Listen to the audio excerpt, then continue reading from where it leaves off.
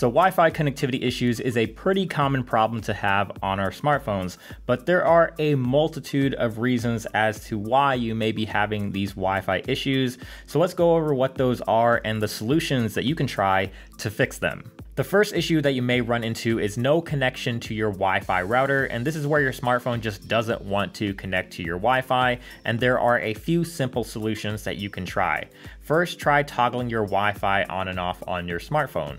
If that doesn't work, try deleting the network from your saved list of connections and then reconnecting to that network.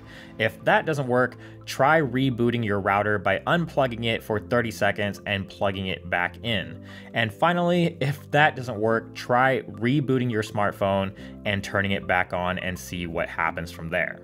Another really common issue that a lot of people have is being able to connect to Wi-Fi, but not actually having any internet access or data once they are connected. And in this particular case, you can try restarting your modem or router, unplug it for about 30 seconds, plug it back in and see if you have a connection. If this doesn't resolve the issue, try plugging in a laptop or PC via Ethernet and see if you have a connection. And if you do, then the issue is with the router itself and you may need to reset it and start from scratch. If none of these solutions work, then you'll have to contact your ISP directly because you might be experiencing an ISP outage. So what if you're able to connect to Wi-Fi but then later experience a connection drop-off? Something that you might want to check is the non-Wi-Fi devices in your home that may be causing interference when they're being used.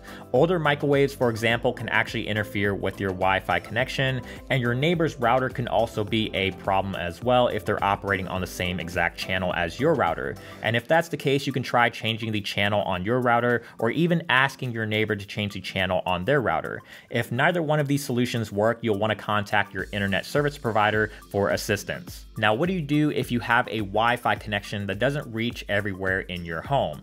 If you live in a large home with a lot of rooms and a lot of walls, you may be experiencing this issue. And one of the most basic solutions is to just physically move the router to a different location. Try placing it somewhere central, avoid corners or a room with a lot of walls, and this will help the Wi-Fi signal spread a little bit more evenly. If you aren't able to physically move the router, try repositioning the antennas on the router itself. And finally, you can also try buying Wi-Fi extenders, which will plug into your wall sockets and help distribute the Wi-Fi signal throughout your home. The last and most common problem that a lot of people have with their Wi-Fi is slow data speeds. Again, you can try repositioning the router in your home, repositioning the antennas on the router itself, and also buying Wi-Fi router extenders.